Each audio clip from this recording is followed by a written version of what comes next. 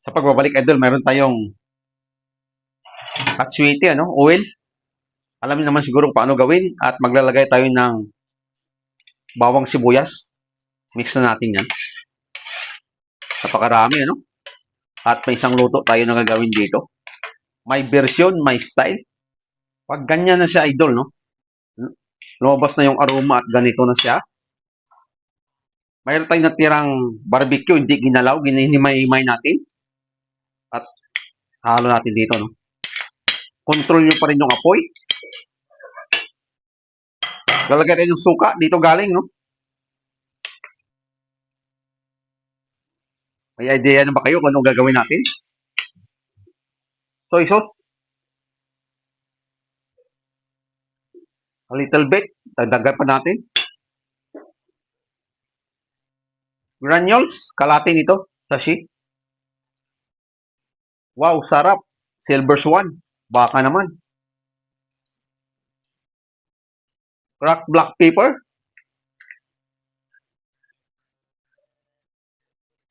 May idea na ba kayo kung anong gagawin natin? At kung hindi pa, abangan nyo. Sutin lang natin to.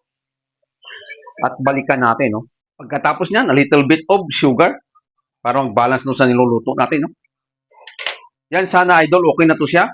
Ito tinatawag na chicken pastel. Pero gawin natin crunchy para iba naman, Doon sa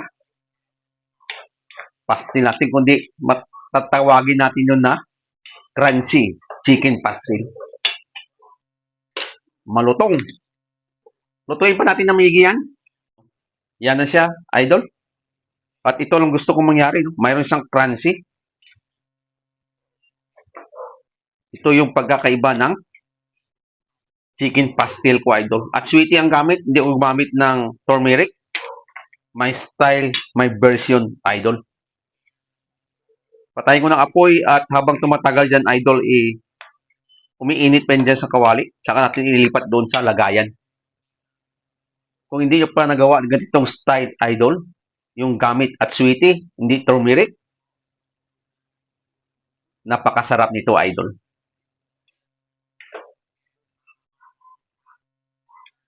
Bago tayo magtapos, ika nga,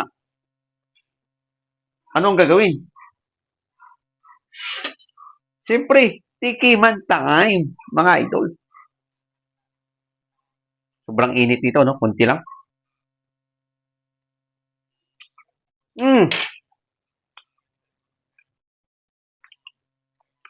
Sarap at tamang-tama na yung pagkaluto niya. Yung lasa na nilagay ko, yung timpla. Yung umami ng Silver Swan. Granules natin.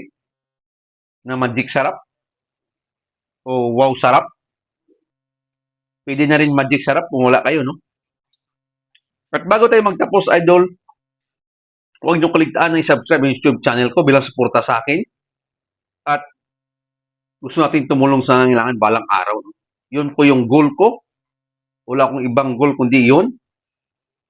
Subscribe sa TikTok account ko, Facebook page ko. Sa hindi pa nakapalo, follow nyo na ako, idol.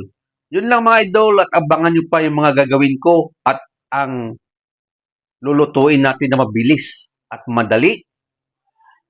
Mapa-personal man tayo o local. Bye-bye mga idol! Kainan na!